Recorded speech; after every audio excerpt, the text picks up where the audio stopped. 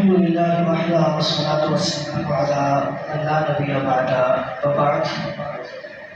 قال الله سبحانه وتعالى: أعوذ بالله السميع العليم من الشيطان الرجيم من همزه ونفخه ونفثه.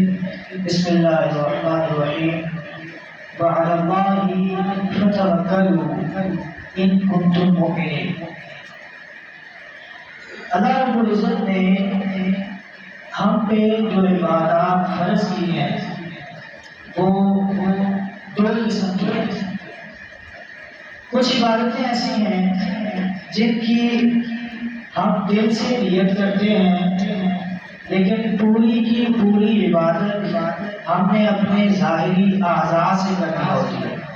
جیسے ہم نماز پڑھتے ہیں، نماز کس کے لیے پڑھ رہے ہیں؟ نماز پڑھتے ہوئے کس کو خوش کرنا مقصود ہے، کس کو دکھانی مقصود ہے. یہ ساری چیزیں دل کی ہیں، یہ ساری چیزیں نیت میں آئیں گی. لیکن نماز پڑھنی کس سے ہے؟ زبان الفاظ ادا کرے گی، اعضاء ہمارے رکوع کریں گے، سجدہ کریں گے.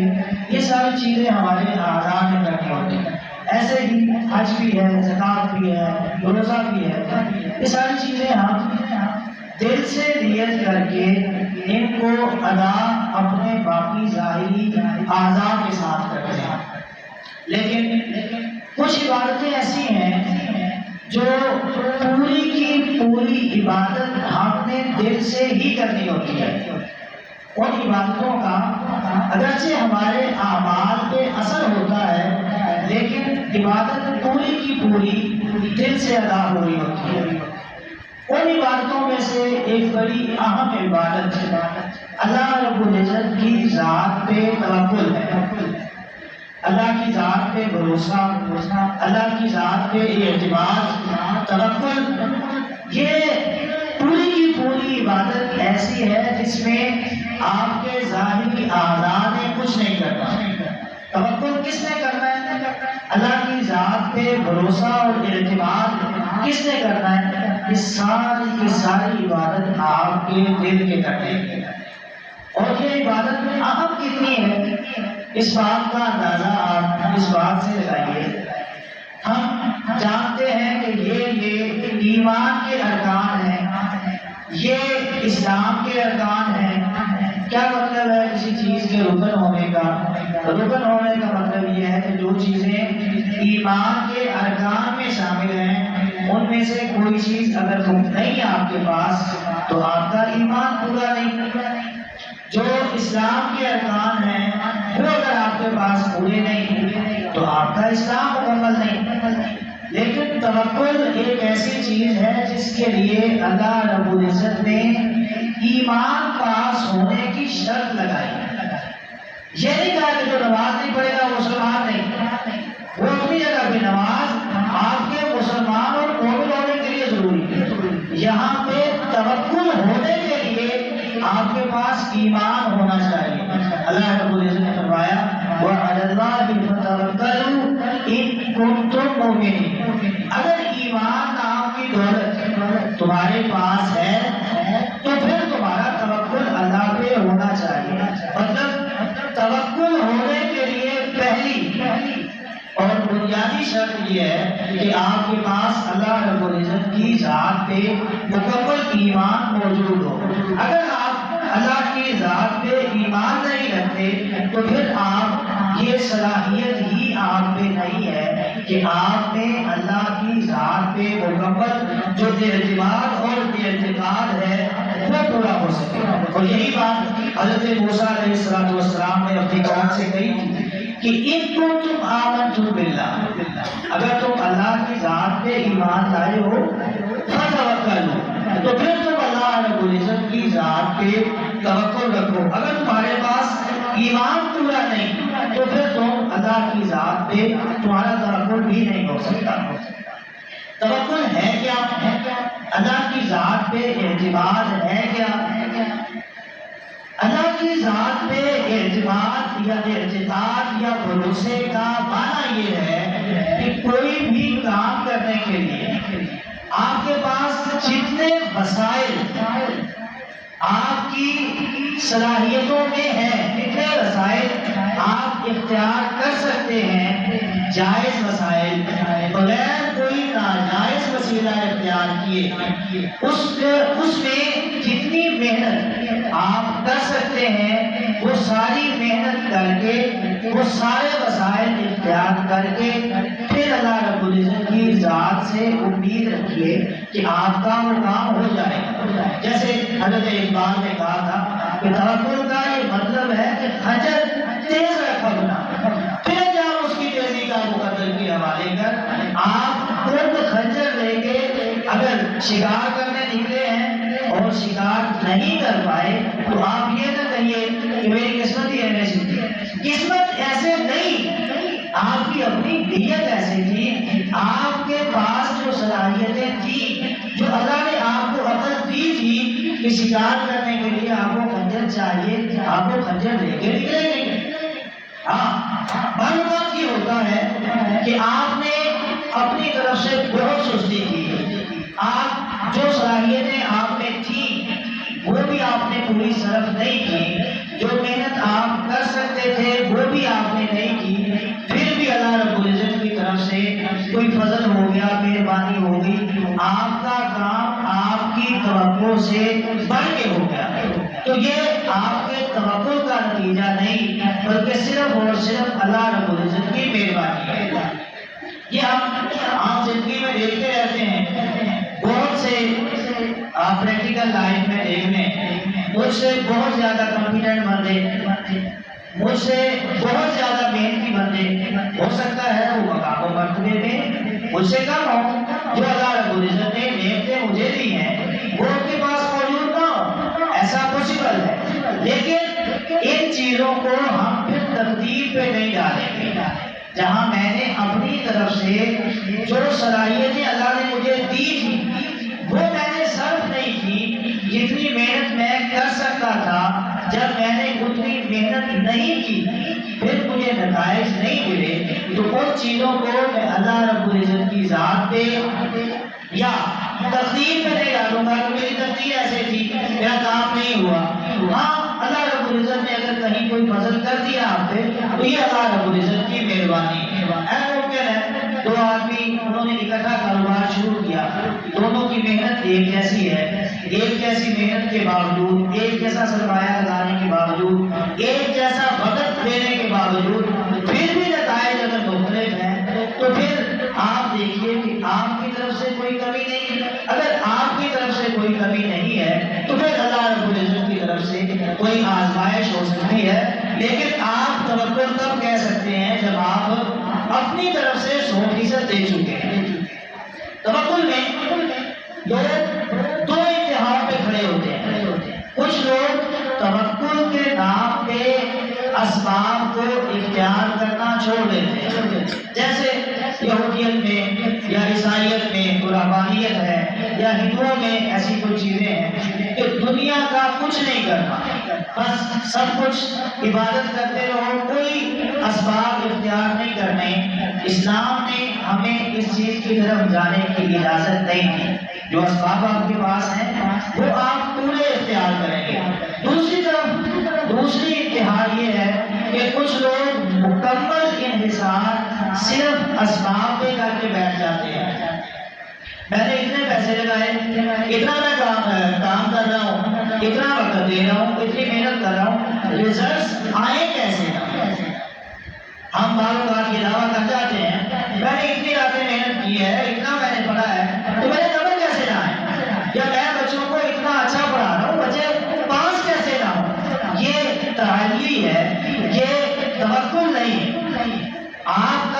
آپ کے توکل کا تقاضا یہ ہے کہ جو کچھ آپ کے ذمہ ہے وہ آپ اپنی طرف سے پورا دے دیں، جو آپ کی صلاحیتیں ہیں وہ پوری صرف کر دیں، اس کے بعد اللہ رب العزت سے بھروسہ رکھیں، اللہ کی ذات پہ، اور اللہ رب العزت سے امید رکھیں کہ اللہ رب العزت آپ کو اچھے نتائج دیں گے۔ یہ جو درمیانہ راستہ ہے دونوں انتہاؤں کے درمیان، ایک طرف کہ آپ اسباب چھوڑ دیں، دوسری طرف آپ اللہ کی ذات پہ اعتماد چھوڑ دیں اور مکمل انحصار آپ کا اسباب پہ ہو۔ یہ دونوں انتہائیں، ان دونوں انتہاؤں کے درمیان جو توکل ہے وہ یہ ہے کہ آپ اپنی طرف سے پورے اسباب، پورے جائز اسباب اپنی مکمل صلاحیتوں کے ساتھ اختیار کریں اور اس کے بعد اس کے جو نتائج ہیں وہ اللہ رب العزت کی ذات پہ چھوڑ دیں۔ دین اسلام ہمیں یہی سکھاتا ہے۔ میں قرآن و حدیث سے چند دلائل اس چیز سے آپ کے سامنے رکھتا ہوں۔ رسول اللہ صلی اللہ علیہ وسلم فرماتے ہیں احرص علی ما ینفعک وتوکل علی اللہ، جو چیز آپ کے فائدے کی ہے اس کے حصول کی کوشش کیجیے، وتوکل علی اللہ، اور اللہ کی ذات پہ بھروسہ کیجیے۔ اب اللہ کے پیغمبر نے دونوں چیزیں بتا دی۔ پہلی کیا؟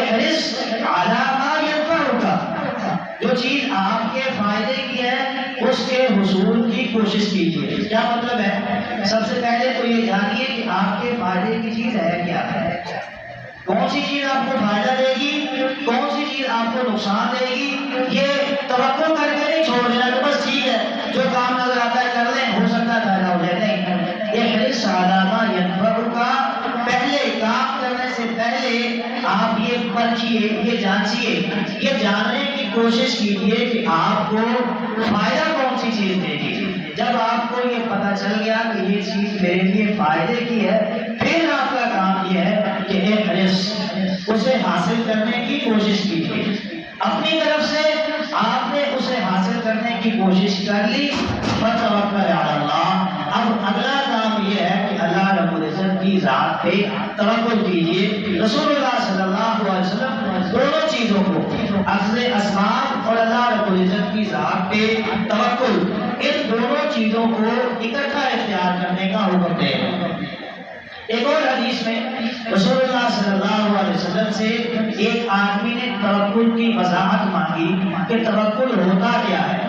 اونٹنی پہ آیا، آپ نے اونٹنی چھوڑ دی، اللہ کے پیغمبر سے آ کے پوچھتا ہے اطلقها واتوکل، اللہ کے پیغمبر ویسے کھلی چھوڑ دوں اللہ کی سپورٹ کیا کہ یہ توکل ہے، یا میں اس کا گھٹنا باندھ دوں اور پھر اللہ پہ توکل کروں۔ کیا مطلب؟ جو اسباب میں اختیار کر سکتا ہوں وہ صرف اللہ کی سپورٹ کہہ کے وہ اسباب اختیار کرنے چھوڑ دو اور کہوں کہ میں نے اللہ کی ذات پہ اعتماد کر لیا، بھروسہ کر لیا، میرا اللہ کی ذات پہ توکل ہے، یا جو کچھ میں کر سکتا ہوں، میں اس کا گھٹنا باندھ سکتا ہوں، میں اسے کسی جگہ پہ کسی چیز کے ساتھ باندھ سکتا ہوں، اسے باندھ کے آؤں اور پھر کہوں کہ میں نے اللہ کی ذات پہ بھروسہ کیا۔ اللہ کے پیغمبر فرماتے ہیں پہلے اسے باندھو پھر اللہ کی ذات پہ بھروسہ کرو۔ مطلب جو اسباب آپ اختیار کر سکتے ہیں پہلے آپ وہ اسباب اختیار کیجیے اور اس کے بعد اللہ رب العزت کی ذات پہ بھروسہ کیجیے۔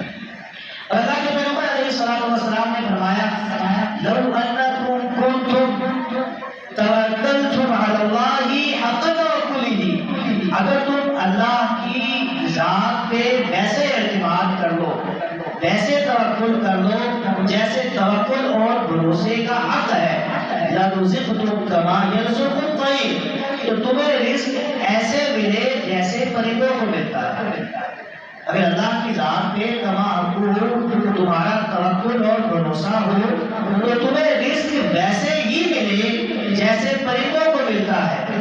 کیا مطلب؟ بغیر اسباب کے نہیں۔ اللہ کے پیغمبر نے ساتھ ہی وضاحت کر دی کہ تغدو خماصا وتروح بطانا، پرندے صبح گھروں سے نکلتے ہیں خالی پیٹ، واپس کیسے آتے ہیں؟ پیٹ بھرے ہوتے ہیں، جاتے خالی پیٹ ہیں، واپس آتے ہیں تو پیٹ بھرے ہوتے ہیں، لیکن ان کا بھی اپنے گھونسلوں میں بیٹھے ہوئے پیٹ نہیں بھر جاتا۔ جو ان کے اختیار میں ہیں، جو اسباب کو اختیار کر سکتے ہیں، وہ پرندے اختیار کرتے ہیں تو رزق ملتا ہے۔ اللہ رب العزت ان کے گھونسلوں میں انہیں رزق نہیں پہنچاتے۔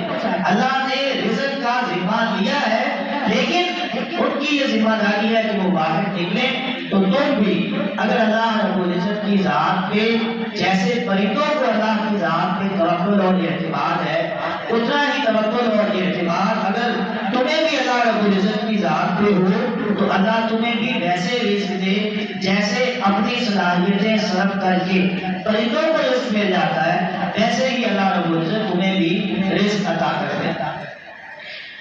اللہ رب العزت نے قرآن مجید میں فرمایا ہے وَتَزَوَّدُوا فَإِنَّ خَيْرَ الزَّادِ التَّقْوَىٰ۔ جو لوگ حج کے لیے یا عمرے کے لیے جاتے ہیں انہیں خاص طور پہ حکم دیا گیا کہ اپنے ساتھ زاد راہ لے کے جایا کرو۔ حضرت عبداللہ بن عباس رضی اللہ تعالیٰ عنہ فرماتے ہیں کہ اس کا شان نزول یہ ہے کہ یمن کے کچھ لوگ بغیر زاد راہ لیے آ جاتے تھے حج کرنے کے لیے، کچھ ساتھ نہیں لے کے آئے، ویسے ہی آ گئے۔ لوگ پوچھتے کہ تم ساتھ کیوں نہیں آئے، کچھ کھانا کیا ہے؟ تو کہتے ہیں ہم اللہ پہ توکل کر کے آ گئے۔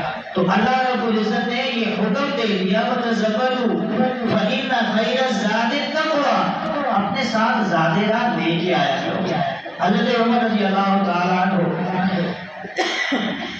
ان کے دور حکومت میں یہ کچھ لوگ آئے جن کے بارے میں حضرت عمر رضی اللہ تعالیٰ عنہ کو بتایا گیا کہ یہ گھر سے کچھ لے کے نہیں آتے، زاد راہ نہیں لے کے آتے، ایسے ہی آ جاتے ہیں۔ حضرت عمر نے بلا لیا جی کچھ لائے کیوں نہیں ساتھ، زاد راہ کہاں تمہارا؟ کہنے لگے کہ نحن متوکلون، ہم توکل کرنے والے ہیں، اللہ کی ذات پہ بھروسہ کر کے نکلے ہیں۔ حضرت عمر رضی اللہ تعالیٰ عنہ کہتے تم متوکل نہیں ہو، تم متواکل ہو، توکل نہیں کر رہے، تم توکل کا اللہ کی ذات پہ بھروسے کا ڈرامہ کر رہے ہو۔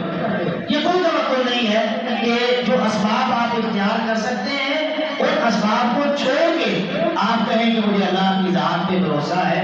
حضرت عمر رضی اللہ تعالیٰ عنہ نے وہاں توکل کی وضاحت کی۔ حضرت عمر فرماتے ہیں کہ متوکل وہ ہوتا ہے الذی یلقی حبہ، جو دانے زمین میں پھینکتا ہے۔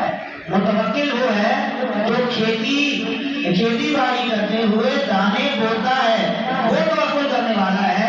وہ توکل کرنے والا نہیں جو خالی کھیتی پہ کنارے بیٹھے، خالی کھیتی چھوڑ کے اس کے کنارے پہ بیٹھ جائے کہ اس کی فصل ہوگی اور میں کاٹوں گا، وہ توکل کرنے والا نہیں ہے۔ توکل کرنے والا جو وہ ہے جس نے پہلے دانے بوئے ہیں، دانے بوئے گا، انہیں پانی دے گا، تو پھر وہ بندہ کہہ سکتا ہے کہ میں نے اللہ رب العزت کی ذات پہ اعتماد کیا، میں نے اللہ کی ذات پہ اعتماد کر کے جو میرے اختیار میں تھا، جو میرے بس میں تھا، وہ میں نے کر دیا۔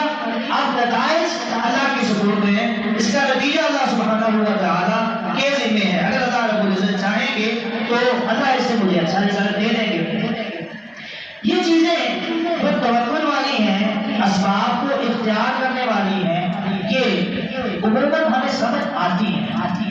دنیا کے معاملات میں ہم توکل، خالی توکل اسباب کے بغیر والا نہیں کرتے۔ آپ نے کبھی یہ دیکھا ہوگا جو بندہ پڑھے نا اور گھر بیٹھ کے کہے کہ مجھے جواب مل جائے گی، یا گھر بیٹھ کے خالی دعائیں کرنا اور کہ اللہ مجھے جواب دے دے، ایسے لوگ نہیں ہوتے۔ دنیاوی معاملات میں ہم عقل مند ہیں، وہاں پہ ہم جتنے اسباب ہمارے اختیار میں ہیں سارے اختیار کرتے ہیں۔ کاروبار کے لیے ڈگری بھی حاصل کریں گے، اس پہ پیسے بھی لگائیں گے، دکان بھی بنائیں گے، کاروبار چلائیں گے، لوگوں سے مشورے بھی مانگیں گے، سب کچھ کر دیں گے اور اس کے بعد نتائج کا انتظار کرتے ہیں۔ لیکن جو اخروی معاملات ہیں یا دین کے معاملات ہیں، زیادہ توکل ہمیں یہاں یاد آتا ہے۔ کیسے؟ ہم کسی سے پوچھیں بھائی نماز کیوں نہیں پڑھتے؟ وہ اللہ توفیق دے گا تو پڑھ لیں گے۔ اللہ رب العزت آپ کے گھر کے بازو سے پکڑ کے مسجد نہیں لے کے آئیں گے۔ آپ جنت جانے کے لیے آپ کیا کر رہے ہیں؟ وہ جی اللہ بڑا غفور رحیم ہے، اللہ کی ذات پہ ہمیں بھروسہ، اللہ معاف کر دیں گے۔ اللہ رب العزت واقعی غفور رحیم ہے، لیکن اللہ کی طرف سے مغفرت پانے کے لیے جو اسباب اللہ رب العزت نے آپ کو دیے تھے، ان اسباب میں سے آپ نے کون سا سبب اختیار کیا تھا؟ جو محنت کرنے کا اللہ نے آپ کو حکم دیا تھا، وہ کام آپ نے کتنے کیے ہیں؟ وہ محنت آپ نے کتنی کی ہے جو اللہ کے پیغمبر نے آپ کو بتائی تھی جنت میں جانے کے لیے؟ اللہ رب العزت نے دنیا کے جتنے معاملات ہیں سارے اسباب کے ساتھ کنیکٹ کیے ہیں۔ وہ معاملات کو جو بظاہر ہمیں نظر آتے ہیں تو بغیر سبب کے ہو گئے، وہ بھی ہماری سائنس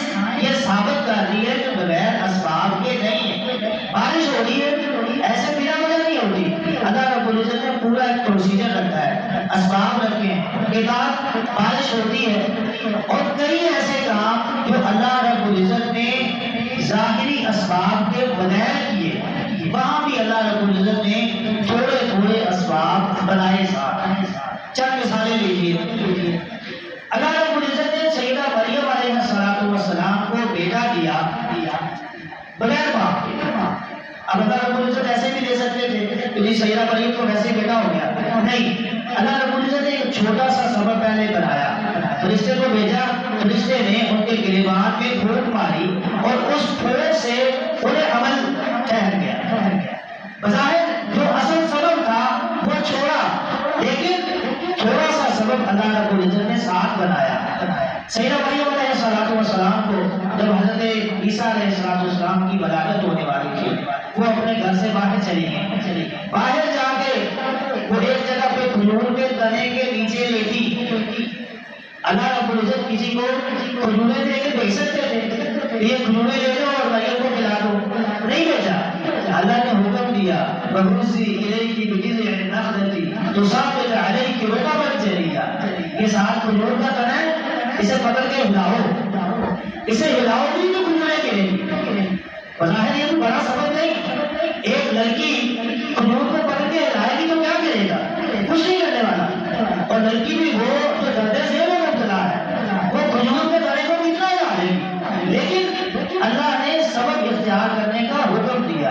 وَهُزِّي إِلَيْكِ بِجِذْعِ النَّخْلَةِ تُسَاقِطُ عَلَيْكِ رُطَبًا جَنِيًّا۔ جتنا سبب آپ کے اختیار میں ہے، جو آپ کر سکتی ہیں، کم از کم ہاتھ لگا کے اس کو ہلانے کا اشارہ تو کر سکتی ہیں۔ آپ اشارہ کیجیے، اللہ رب العزت آپ پہ تر و تازہ کھجوریں گرا دے گی۔